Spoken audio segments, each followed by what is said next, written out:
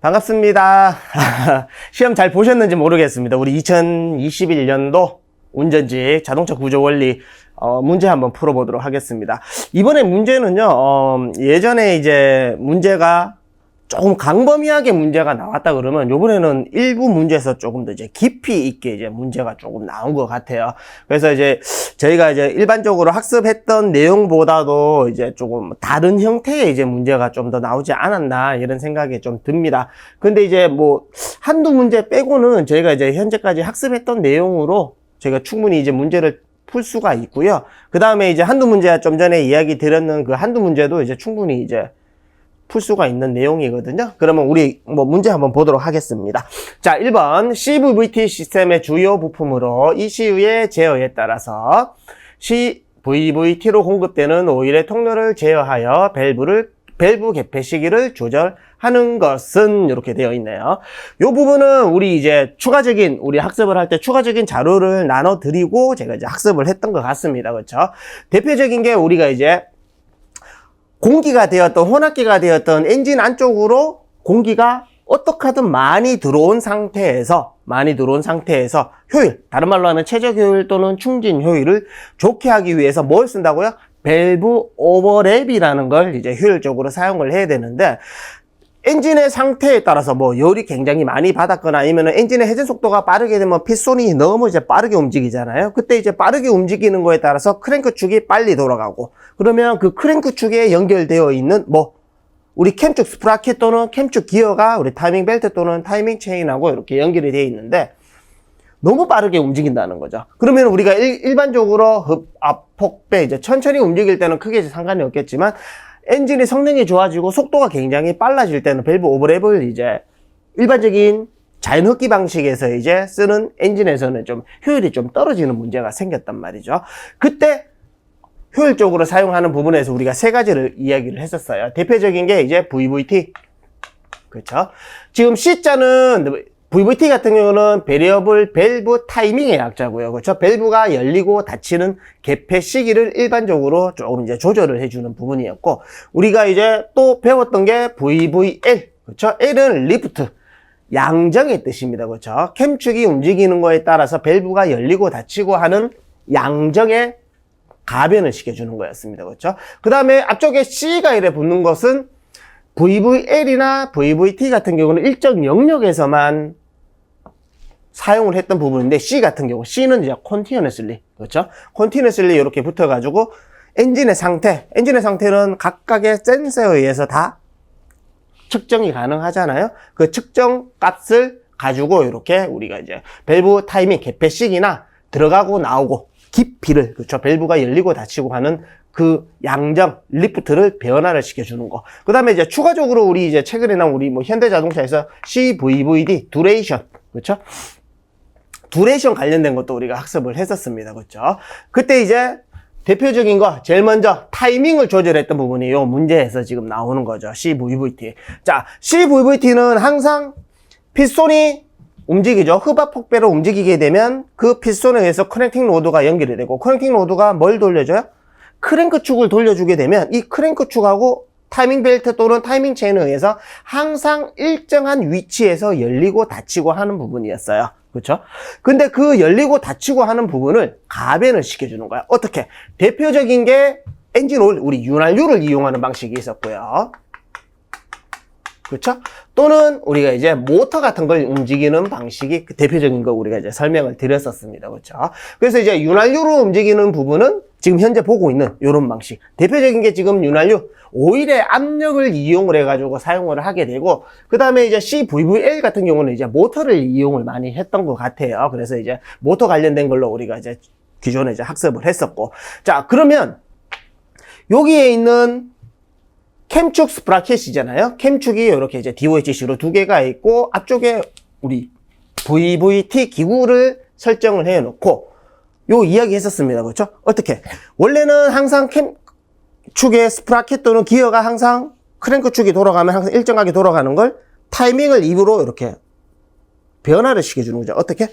여기 안쪽에 오일을 넣었다가 뺐다가, 그러면 안쪽에 있는 부분이 이렇게 움직인다고 말씀을 드렸습니다. 그러면 오일을 넣었다가 뺐다가 항상 말 많이 했습니다. 그렇죠? 회로가 있으면 회로를 열어줬다, 닫아줬다. 우리 수도꼭지처럼 물이 나오는 거에 열었다, 닫아주는 것처럼. 그러면 기계적으로 열었다, 닫아주는 방식도 있고요. 일반적인 밸브의 형태고, 요거를 전기적인 힘, 우리가 어떻게 해요? ECU에 의해서 전기를 줘가지고 뭐를 만들어요?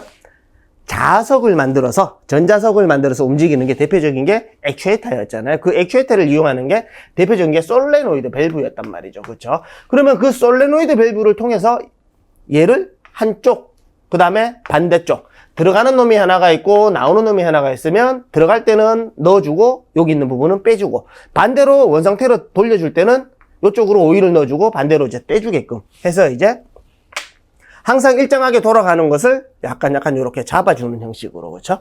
잡아주는 형식으로 밸브가 열리고 닫히고 하는 부분을 변화를 시켜줬어요. 자, 그 부분을 다시 한번 우리 문제로 오게 되면, 자, 1번에 OCV. 자, 오일 컨트롤 밸브입니다. 2번에 수월 컨트롤 밸브. 수월 같은 경우는 우리 흡기에서 뭐였어? 우리 배웠었죠? 수월. 흡입할 때 와류를 일으키는 거야. 그때 이제 필요한 밸브를 이용을 하는 거고, OTS, 얘는 이제 뭐 센서니까 일단은 밸브, 여기도 보면은 통로를 제어하여 바로 이제 나오잖아요. 그렇죠? 그럼 요 부분은 내가 이 문제를 제대로 모른다 하더라도 요 문제만 보더라도 이제 바로 해석이 가능하게끔 해가지고 이제 문제를 푸실 수가 있겠죠. 그래서 이제 일단은 답은 OCV. 그 다음에 이제 뭐 4번 같은 경우는 오버헤드 밸브. 밸브가 헤드 위에 있다는 얘기죠. 그렇죠? 요렇게 해서 1번의 답은 1번 체크하시면 뭐 크게 무리 없이 이제 문제를 푸실 수가 있으실 것 같고요. 자, 2번 한번 보겠습니다. 쿨롱의 법칙에 대한 설명으로 가장 옳지 않는 것은 이렇게 되어 있어요. 요 쿨롱의 법칙 같은 경우에는 저희가 이제 기본 강의를 끝나고 우리 핵심 정리할 때 문제를 풀면서 한번 다뤘던 내용이에요. 우리 교재에도 있고요. 문제에 다뤘던 내용인데, 쿨롱의 법칙은 우리 이제 제가 컨덴서 이야기할 때도 제가 말씀을 한 번씩 많이 드렸는데, 어떻게 책받침을 이렇게 막 하다 보면은 머리카락이 막 올라오잖아요. 이게 뭐라 해서 전하잖아요. 전하. 그렇죠? 그러면서 얘가 책받침에 붙는 게 결론적으로는 전자예요. 전자. 우리 전기를 생산하는. 그러면 그 전자는 플러스가 있고 마이너스가 있고, 쉽게 말하는 전기가 나오는 거예요. 그렇죠? 전기가. 그러면 이제 요거는 이제 예전에 보면은 이제 도체, 부도체, 뭐 반도체 요런 거 이야기할 때도 한번 말씀을 드린 것 같은데, 요런 거 있잖아요. 플라스틱 같은 경우 요렇게 제가 책받침 이야기할 때도 이렇게 자석으로 붙는 것처럼 자력이 생겨요. 그 전기의 힘으로 자력이 생겨요. 그래서 이제 보통은 이제 실을 요렇게 딱 매달아 놓고 아크릴 막대를 이제 막 어릴 때도 실험도 했었어요. 이런 거 가지고 이제 그 면 있잖아요. 이런 거. 그렇죠? 특히 우리 왜 막 면이 아니더라도 이제 나일론 옷으로 되어 있는 거 막 미끄럼 타면은 막 정전기 막 일어나는 것처럼 막 이렇게 우리 문 떼게 되면 뭐 전하가 생긴단 말이에요. 근데 그 전하는 플러스도 있고 마이너스도 있고, 여기도 이제 똑같이 플러스도 있고 마이너스도 있고, 그러면 아시는 것처럼 극성이 같을 때는 서로 밀어내는 힘, 청력이라고 합니다.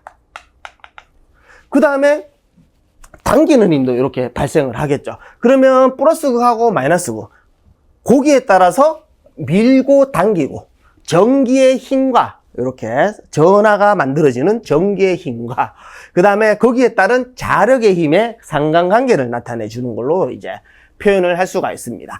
그러면 그러한 힘, 자, 쿨롱 힘. 자, F는 아까 앞쪽에 있던 막대 하나, Q1이라고 표현을 하고, 또 옆쪽에 있는 거는 Q2라고 이제 표현을 하게 되면, 이 쿨롱의 법칙에 의해서 서로 당기거나 밀어내는 힘은 양쪽에 있는 힘, 전기의 힘 또는 자력섬의 힘의 비례를 이렇게 하고요. 1, 2.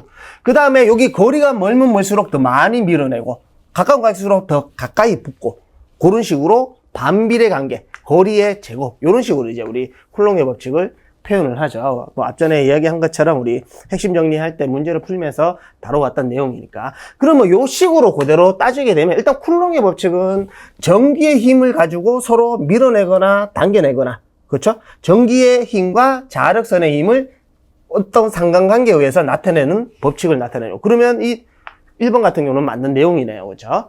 그 다음에 얘 같은 경우는 두 개의, 그렇죠?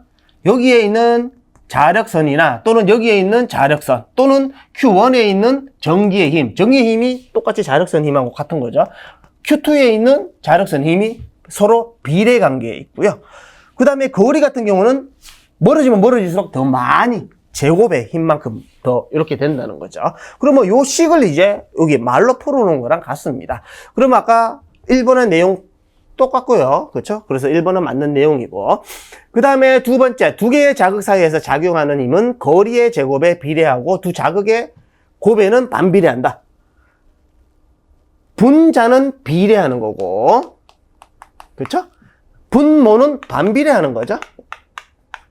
그러면 이제 2번 같은 경우는 반대로 지금 설명을 하고 있네요. 그래서 2번 같은 경우는 잘못된 설명이고, 그 다음에 3번 두 개의 대전체 사이에 작용하는 힘은 거리의 제곱에 비례하고 거리의 제곱에 반비례하고, 그쵸? 요게 지금 3번이 요 식하고 같은 내용이네요. 반비례하고 대전체가 가지고 있는 전하량 Q1, Q2, 아까 좀 전에 이야기한 대로 전기적인 힘이나 자석적인 힘의 전하 이거잖아요. 그렇죠? 비례한다. 이렇게 이제 우리가 했던 내용입니다. 그렇죠? 그 다음에 네 번째, 두 자극의 거리가 가까우면 자극의 세기는 강해지고 거리가 멀면 자극의 세기는 약해진다. 당연히 거리에 이제 반비례한다고 되어 있으니까 4번도 맞는 내용이네요. 자, 요거는 이제 우리 문제 풀어봤던 내용이기 때문에 크게 이제 무리 없이 이제 답을 체크가 가능하시는 내용이 되겠습니다.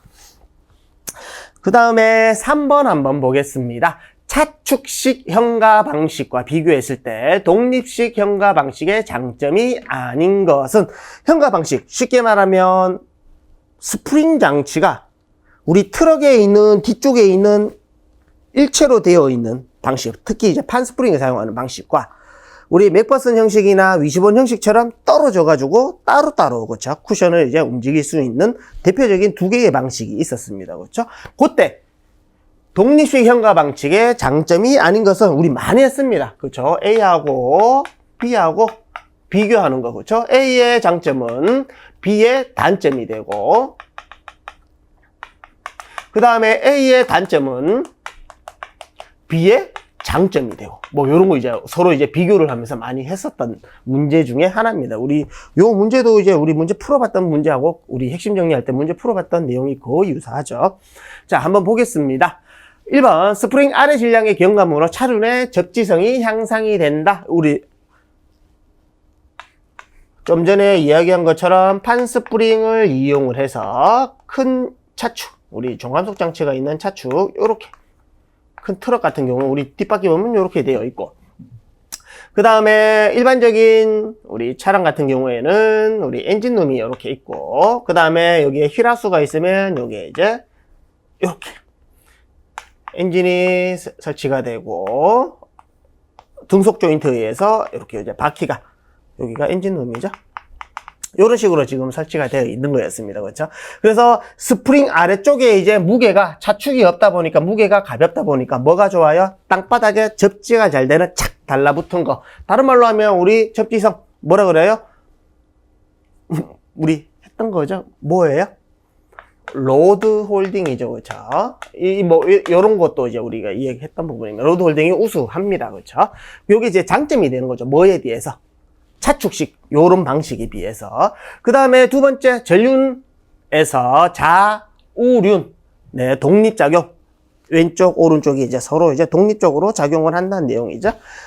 독립작용으로 스티어링 링크의 간섭 감소 등에 의한 심의 발생이 어렵습니다. 그렇죠?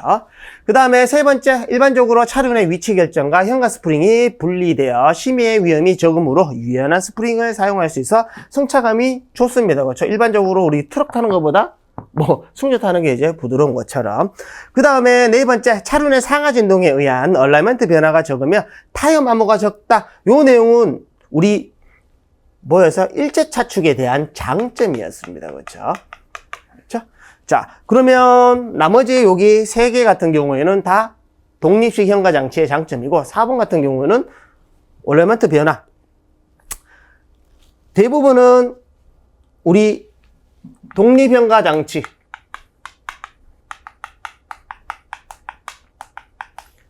맥퍼슨 형식과 우리 위시본 형식이 있었죠? 위시본 같은 경우는 크게 평행 사변 형식과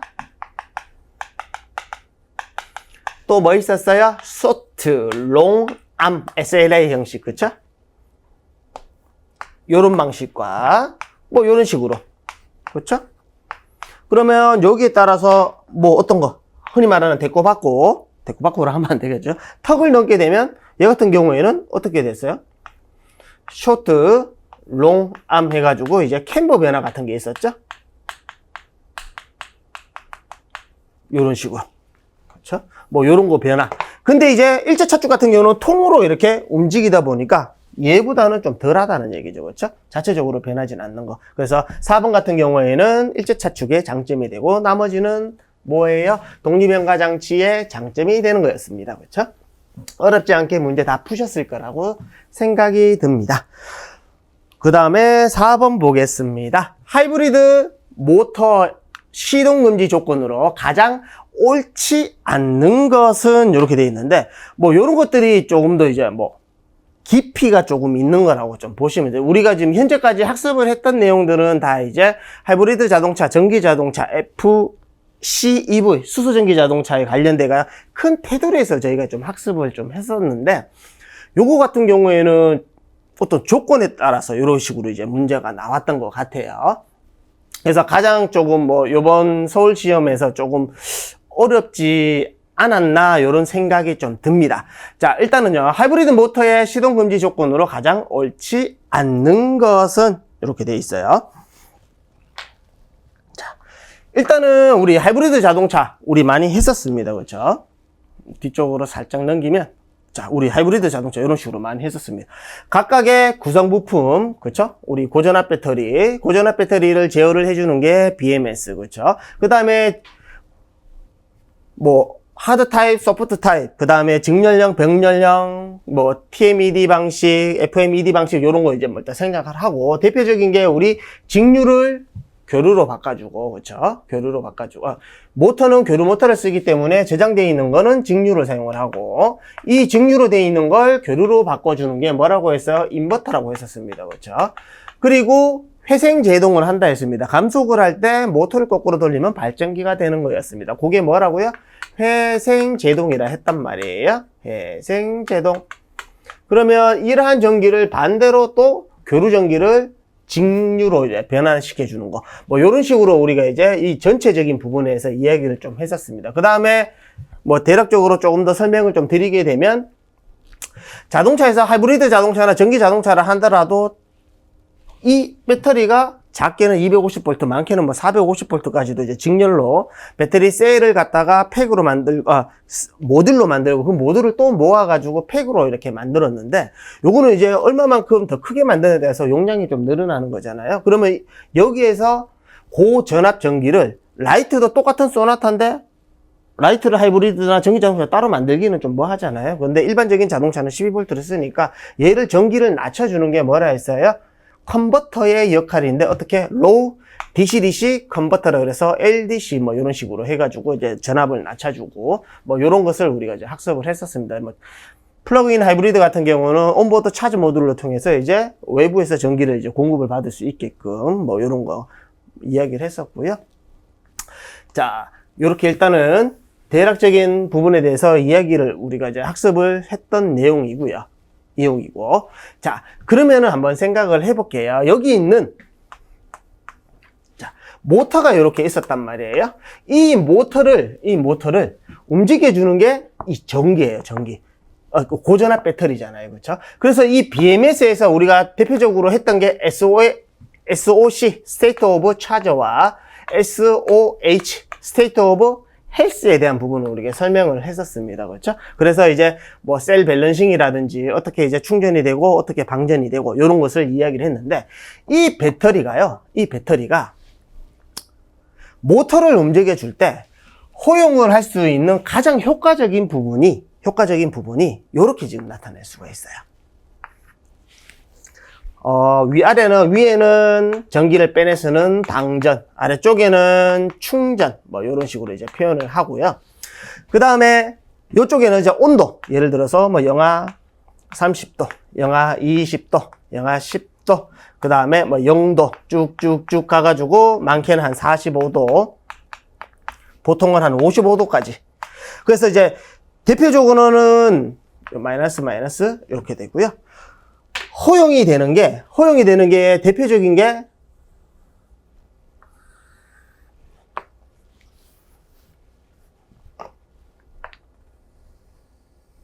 자, 이런 식으로 이렇게 지금 표시가 돼요. 그리고 여기 안쪽에는 어느 정도 배터리가 충전이 됐을 때 보통은 충전량의 20%에서 보통은 이제 죄송합니다. 보통은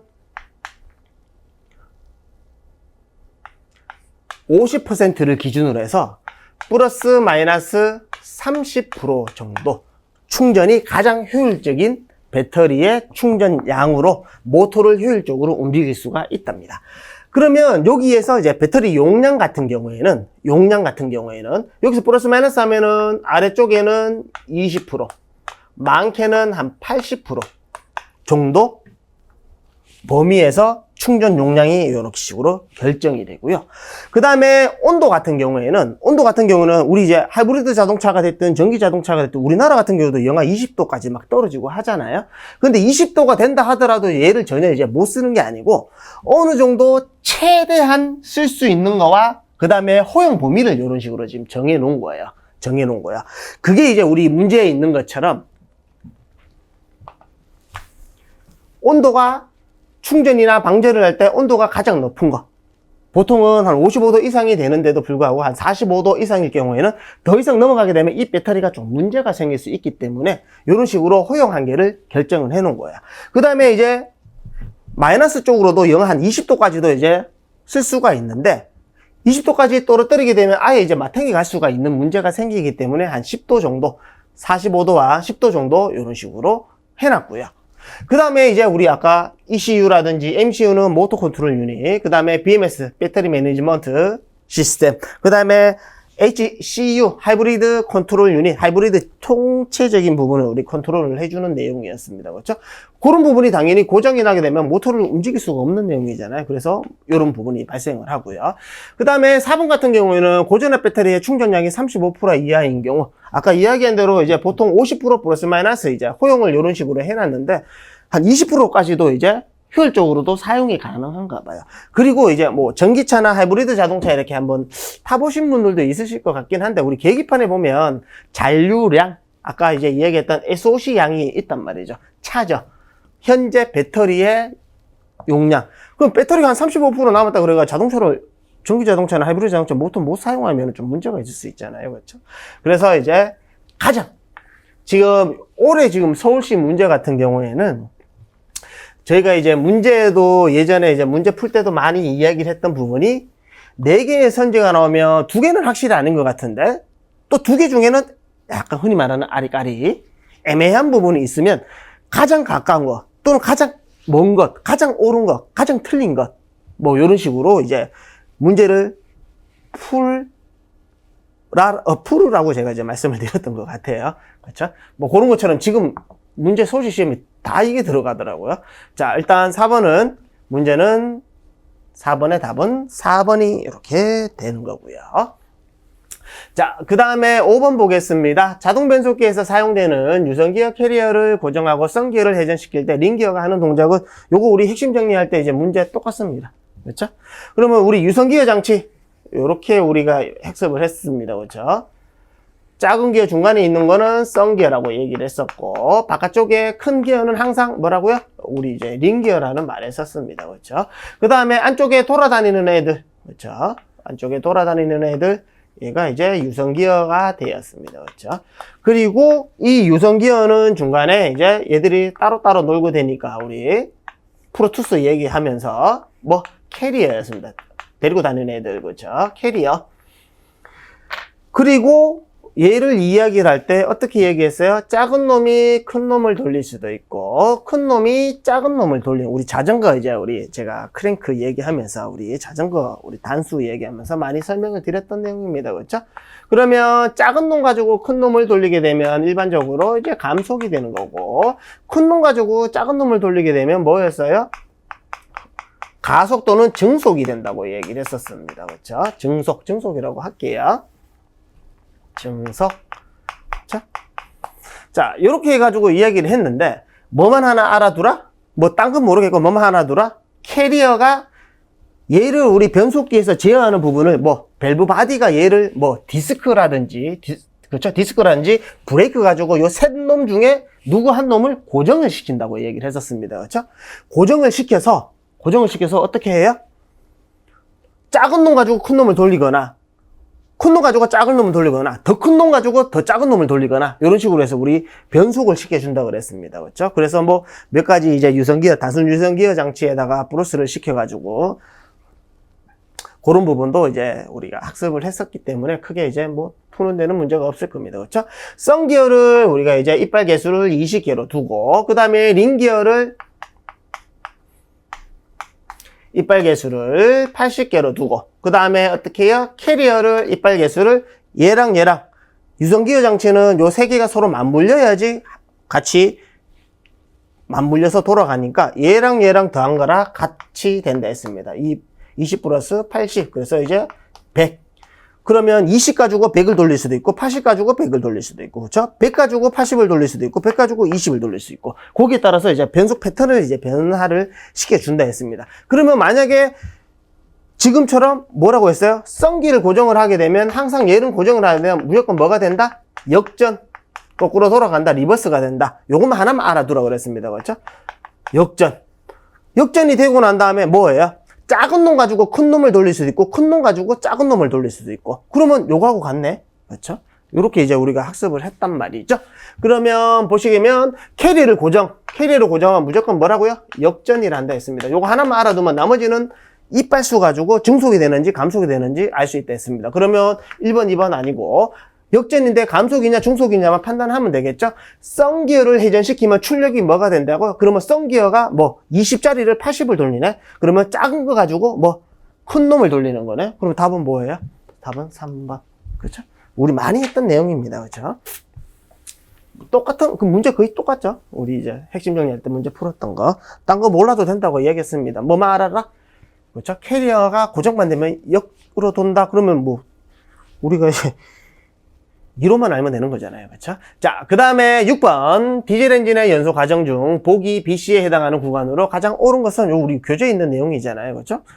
어떻게? 디젤 기관은 가솔린 기관과 틀리게 일반적인 MPI 엔진에서는 혼합기를 흡입을 해가지고 흡압 폭배를 해줬는데, 디젤 기관 같은 경우는 공기만 흡입한 상태에서 공기만 압축해가지고 그때 압축 말에 뭘 해준다고요? 연료를 뿜어주는데, 그 연료가 연소실 안에서 바로 불이 붙는 게 아니죠? 그렇죠? 그래서 바로 불이 안 붙어. 그래서 이제 연료를 뿜어주는데, 공기만 압축한 상태에서 연료를 분산 호주로에 의해서 뿜어주는데, 그때 공기와 연료가 섞이면서 스스로 붙는 기관에 우리가 디젤 기관이 대표적인 스스로 불이 붙는다. 자기 착화 기관인 또는 자기 착화 엔진 이런 식으로 우리가 배웠단 말이죠. 그때 불이 바로 붙는 게 아니고 불이 좀 빨리 붙어줬으면 좋겠는데 불이 잘 안 붙는 잠깐의 기간이 있다 그랬습니다. 그게 뭐였어요? 우리 앞머리 따가지고 착화 직후 이렇게 얘기를 했었죠. 그래서 우리 착화 지연 기간, 그 다음에 하염 전파 기간, 그 다음에 직접 연소 기간, 그 다음에 기관이 아니고 기간, 후연소 기간, 이런 식으로. 착화 지연 기간은 연소가 되기 전에 준비하는 기간이라서 연소 준비 기간. 그 다음에 하염 전파 기간은 급격하게 압력이 상승한다 그래서 급격 연소 기간. 그 다음에 집중연소 기간은 디젤 엔진은 연료량에 따라서 출력 제어를 해준다 그랬습니다. 그렇죠? 그래서 얘는 제어 연소 기간 뭐 이런 식으로 제어 연소 기간. 자, 우리가 이렇게 지금 표현을 했었습니다. 그렇죠? 그래서 제가 뭐라고 그랬냐면 우리 폭죽 이야기했습니다. 그렇죠? 와, 우리 막 겨울에 바닷가 가면은 뻥 터뜨리고 와 이쁘다 이렇게 쳐다보는 거죠. 그러면 폭죽을 불을 붙여가 뿅 올라가면 아직 안 터진단 말이에요. 그게 뭐라고요? 우리 착화지은 게 불이 붙을 때까지. 이게 길어지게 되면 디젤 기간에 우리 노킹이 길어진다 뭐 이런 것도 했었잖아요. 뿅 해가지고 그때 이제 펑 이렇게 터지는 게 압력이 터지면 뭐예요?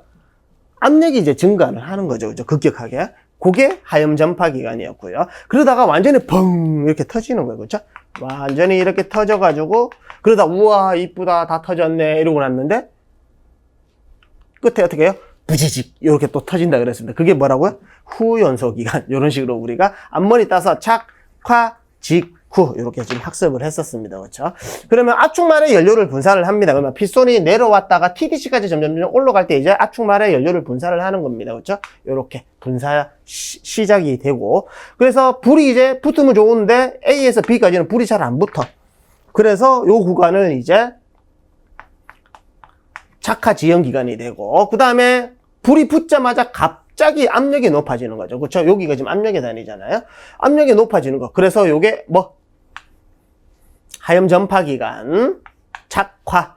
그리고 우리 이제 디젤 엔진이 대표적인 게 뭐예요? 정적 사이클이잖아요. 또는 정압 사이클 우리가 이제 이렇게 배웠단 말이죠. 그렇죠? 압력이 일정할 때 열량을 공급을 한다. 여기가 이제 제대로 뻥 터지는 그 구간이란 얘기죠. 그렇죠? 요게 뭐가 착화 집중 연소 기간. 그다음에 다 터진 줄 알았더니 요만큼이 뭐라고요? 후 연소 기간. 요런 식으로 이제 요거는 직접 여기가 하염 전파 그다음에 착화 지연 이런 식으로 되는 거죠.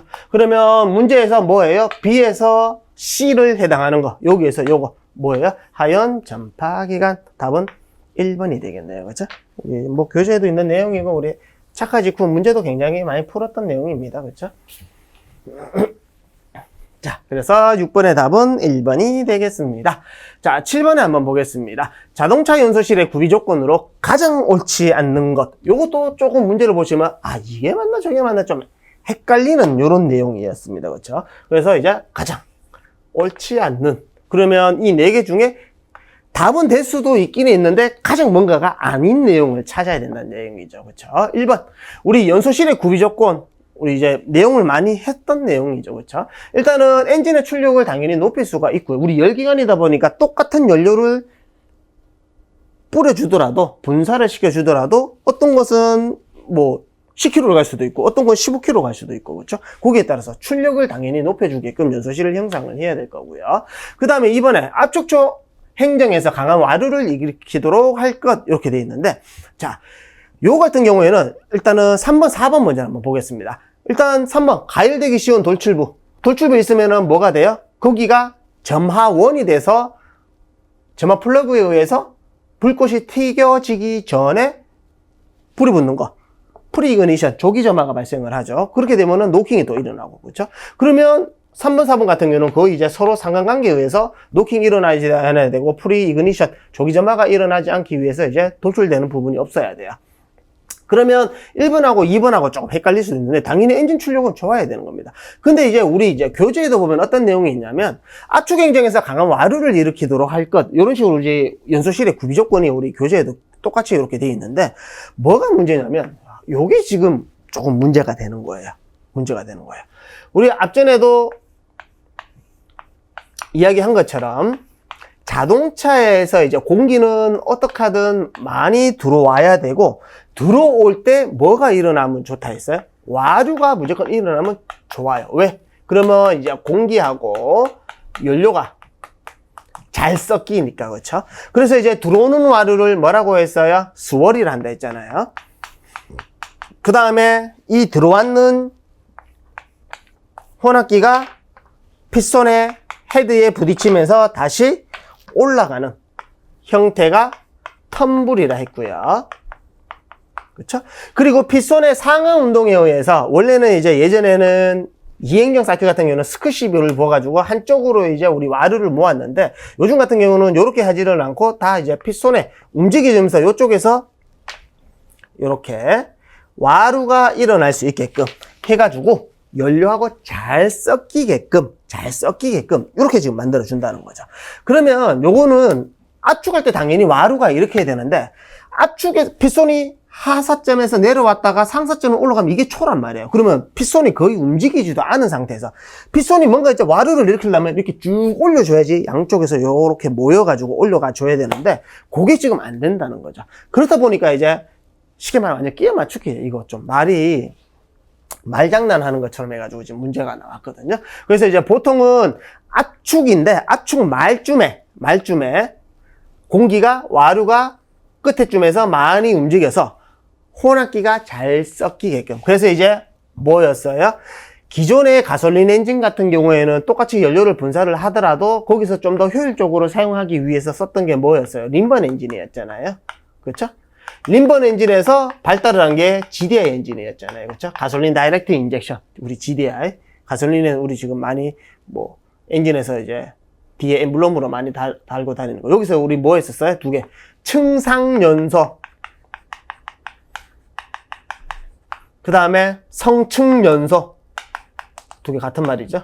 뭐 요런 식으로 해가지고 연비가 굉장히 좋게 림번 덜 태우게끔 희박연소를 시킬 수 있게끔 그게 다 요런 거 와류를 이용한다고 얘기를 했단 말이죠. 그렇죠? 자, 그렇게 해가지고 7번의 답은 2번으로 가장 옳지 않는 거. 맞는 내용이긴 한데 가장 이거를 굳이 이제 말을 만든다 그러면 압축 말쯤에 이렇게 강한 와류를 일으킬 수 있게끔. 그러면 이제 당연히 핏손이 제가 이제 바람이 오게 되면 쟤한테 바람을 불게 되면 이렇게 하면 바람이 안 오잖아요. 이렇게 해야 쟤한테 이제 바람이 끝까지 이렇게 해야지 제가 머리가 휘날리는 것처럼 이렇게 와줘야 된다는 거죠. 이런 식으로 좀 이해를 해주시면 될 것 같습니다. 자, 이렇게 해서 7번의 답은 2번이 되고요. 자, 그 다음에 8번 보겠습니다. 자동차 배터리와 관련된 용어가 아닌 것은 이렇게 했는데 요것도 이제 내용이 조금 깊숙하게 조금 들어가는 내용으로 이제 하는 거예요. 자, 배터리 같은 경우에 지금 일단은 2번하고 3번은 우리 학습을 했던 내용이에요. 그렇죠? 우리 모의고사 할 때도 CCA, 콜드 크랭크 암페어, 영하 18.5도 정도에서 이제 내가 단발 시동이 가능할 수 있게끔 얼마나 전기를 빼냈을 수 있냐, 완전히 추울 때. 그때 이제 나타내는 단위를 우리가 CCA, 콜드 크랭크 암페어. 그 다음에 배터리에서 기본적인 내가 일정한 전기를 빼내실 수 있는 용량을 우리 뭐라고 했어요? 암페어 아워.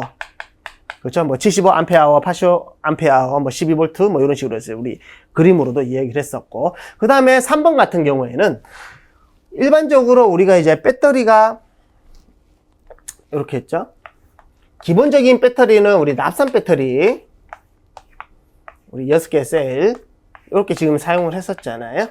그렇게 되어 있을 때 여기 이제 다 벤트 플러그를 이제 사용을 했었습니다. 그렇죠? 그러다 보니까 자꾸 뭐 충전과 방전에 따라서 플러스 극에는 뭐가 산소가 마이너스 극에는 수소가 자꾸 증발을 하면서 전해액이 줄어들고 그 다음에 이제 비중이 문제가 되고 그 다음에 벤트 플러그에 아까 증발되는 가스, 화학 반응에 의해서 발생하는 산소나 수소를 배출해내기 위해서 구멍이 있는데 그쪽으로 자꾸 이물질이 들어가다 보니까 단락, 쇼트 뭐 이런 문제가 있었죠. 그래서 이제 뭐 설페이션 현상 유화 이런 현상이 자꾸 발생을 하니까 이 구멍을 없앤 거, 그렇죠? 유지 보수가 필요 없는 배터리가 뭐라 했어요?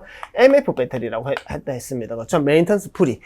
그리고 요거하고 조금 유사하긴 한데 요즘처럼 요 설명드렸죠, 그렇죠? 요즘처럼 뭐예요? 블랙박스, 우리 주차할 때 블랙박스 같은 거 이렇게 달아놓으면 배터리가 금방 방전이 된단 말이야. 근데 이제 우리 플러스 극과 마이너스 극에 서로 전해액이 왔다리 갔다리 하면서 화학 반응을 일으켜야 되는데 이 전해액의 유동성, 막 이렇게 움직여주는 유동성을 조금 더 저항을 줘가지고 해주는 게 AGM 배터리 또는 AMG, 글라스맷. 글라스맷이 이제 유리섬유라는 뜻이죠. 그렇죠? 유리섬유. 우리 왜 싸제 우리 발판 있잖아요. 우리 자동차에 싸제 발판 보면은 막 꼬불꼬불하게 되어 있는 것처럼. 그럼 뭐예요? 거기에 이제 꼬불꼬불하게 되어 있는데 이제 수세미에 물을 적시면 물을 머금고 있잖아요. 그렇죠? 그 전액처럼 이렇게 머물게 있게끔 해가지고 배터리의 성능을 굉장히 이제 개선시킨 배터리를 우리 AMG 또는 AGM 배터리. 뭐 일반적으로는 일반 배터리 우리 뭐 7만원, 8만원 한다 그러면 얘가 한 2배 정도 막 15만원 뭐 이렇게 20만원 뭐 이런 식으로도 이제 사용을 하죠. 자, 그리고 이제 요거는 우리 했던 내용이니까 당연히 뭐 여기가 아닌 것을 이렇게 찾는데 1번 같은 경우도 RC Reserve Capacity 이렇게 Capacity는 뜻이 이제 용량이에요. 그리고 Reserve는요 뭐 예비적인 뭔가 뭐 포함하고 있는 뭐 요런 식으로. 그래서 우리 RC를 이제 배터리의 보존 용량 뭐 요런 식으로 이제 우리가 부른단 말이에요. 요거는 원래는 배터리에서 잘 쓰지는 않는데 얘는 배터리의 상태 보통 이제 SOH 헬스 얼마만큼 아까 이제 우리가 암페어 아워 같은 경우는 일정한 전류로 계속 쓸 수 있는 걸 이야기하는 거고 얘는 얼마만큼 얘를 전기를 많이 잡아 놓을 수 있느냐 많이 전기를 잡아 놓을 수 있느냐 거기에 따른 이제 배터리의 용량을 우리가 부를 때 RC라고 합니다. RC Reserve Capacity. 요거는 솔직히 요 Capacity 용량 정도만 이제 이거 단어 뜻만 좀 알면 바로 풀 수가 있는데 이제 평상시에 이제 보지 못했던 내용이다 보니까. 그리고 4번 같은 경우에는 PWM은요 앞전에도 이제 우리 배웠던 것처럼 뭐 배터리를 하이브리드 자동차나 전기 자동차에서 고전압 배터리에 직류 전기를 교류 모터다 보니까 교류로 바꿔주는 게 인버터였어요. 그러면 모터를 움직여줘야 되는데 당연히 제가 모터예요. 그렇죠? 제가 모터였는데 저를 움직이려면 저한테 돈을 주든지 밥을 주든지 해야 될 거 아니에요. 그러면 일을 더 많이 시키려고 그러면 돈을 더 많이 주든지 밥을 더 많이 줘야 되는지 해야 된다는 거죠. 쉽게 말하면. 그러면 여기 있는 배터리를 인버터에서 교류로 바꿔줘가지고 이렇게 직류를 교류로 바꿔주는 거죠. 그러면 자동차에서는 요거를 이제 디지털 파형으로 바꾸면 이제 두티라고 하죠. 두티 이렇게 펄스 이렇게 바꿔가지고 이제 이쪽으로 전기를 이제 공급을 하게 되는데. 그때 전기를 많이 주거나 적게 주는 거에 따라서 모터를 얼마만큼 빨리 회전하냐 힘있게 회전하냐 이런 식으로 우리가 이제 모터의 구동이 가능할 수 있게끔 해주는 거예요. 그러면 엔진의 상태라든지 자동차 운전자의 악셀레이터를 얼마나 밟느냐에 따라서 전기 자동차가 됐든 하이브리드 자동차가 됐든 이 모터를 얼마만큼 굴려줄지를 결정을 해주는데 거기에 하나의 역할을 또 해주는 게 인버터가 그 역할을 해준다는 거예요. 인버터가 그렇죠? 인버터가 그 역할을 해준다는 거예요. 그러면 이 인버터에서 모터를 움직여주는 방식이 크게 이제 두 개가 있어요. 하나가 이제 우리 보기에 있는 요 PWM 방식이고요. 이렇게 Pulse Width Modulation. 하나가요. 여기서 할게요. 하나가 이제 PAM이라는 방식도 있어요. A는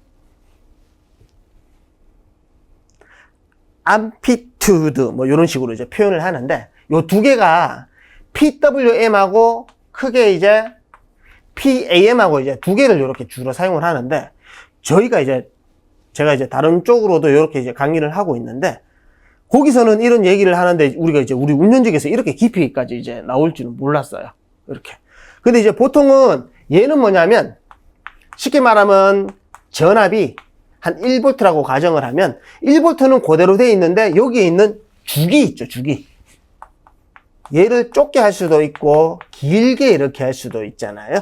거기에 따라서 모터를 움직여주는 방식이고요. 얘는 그러면 뭐예요? 전압은 그대로인데 이 펄스의 주기를 바꿔가지고 하는 방법이 있고 얘는 뭐냐면 전압의 높이를 변화를 시켜주는 거야. 쉽게 말하면 PAM은요.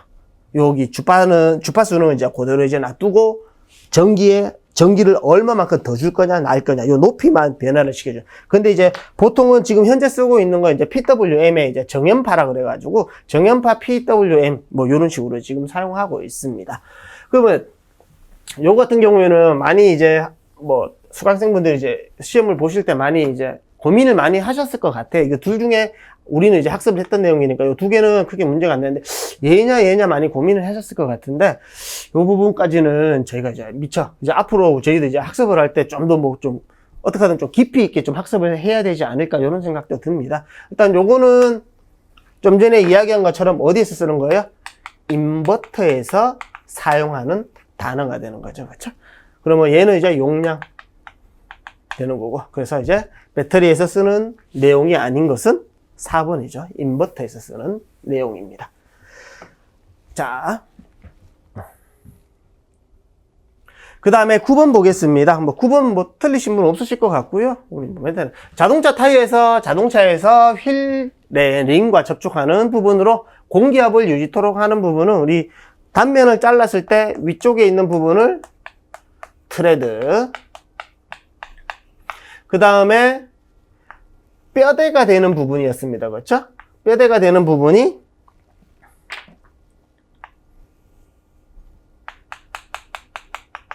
뭐였어요? 카카스 또는 커커스. 그 다음에 이 카카스하고 트레드하고의 양쪽을 접합을 시켜주는 부분이 보통 우리 브레이커 이렇게 불렀죠. 여기서 우리 뭐 바이어스니 그 다음에 레이디얼이니 이렇게 이제 모양의 뭐 각도에 따라서 이렇게 얘기를 했었습니다. 그렇죠? 그리고 대부분 지금은 다 뭐예요? 튜브가 없는 튜브리스 타이어를 사용을 하고 있죠. 그때 뭐예요? 안쪽에 뭐가 들어가 있어요? 뭐 원래는 이제 피아노 줄이 아닌데 이제 요즘에는 피아노 줄이 아닌데 우리 교과서적으로 피아노 줄이 들어가 있으면서 밀착을 딱 시킬 수 있게끔 해주는 부분이 이제 비드라고 했죠. 그렇죠? 그 다음에 옆으로 봤을 때는 우리 크라운부, 그 다음에 어깨인 숄더, 그 다음에 우리 타이어의 뭐예요? 명칭이라든지 호칭 기호가 있는 사이드월, 뭐 이쪽으로 단면과 옆쪽 부분으로 우리 학습을 했었습니다. 그러면 휠하고 림하고 접촉되는 부분, 이 부분이네요. 그 부분 뭐라고요? 비드라고 한다 했습니다. 그렇죠? 비드. 어렵지 않게 문제 푸셨을 겁니다. 그 다음에 10번 보겠습니다. 캠축에서 캠의 구성 중 밸브가 열려서 닫힐 때까지의 거리를 뜻하는 거. 우리 요거 핵심 정리할 때 문제 똑같이 저희 교재에 똑같은 문제가 있죠. 그리고 교재 그림도 똑같이 이렇게 되어 있죠. 뭐 어렵지 않게 푸셨을 겁니다. 캠은 캠축에 의해서 캠이 있는데 캠의 동그란 원, 기초원이라고 합니다. 그렇죠? 뭐 이렇게 원래는 이렇게 되어 있잖아요. 그러면 여기에 로크함이 이렇게 붙는 부분이죠. 밸브가. 그렇죠? 그 다음에 스프링이 이렇게. 그러면 여기의 움직임에 따라서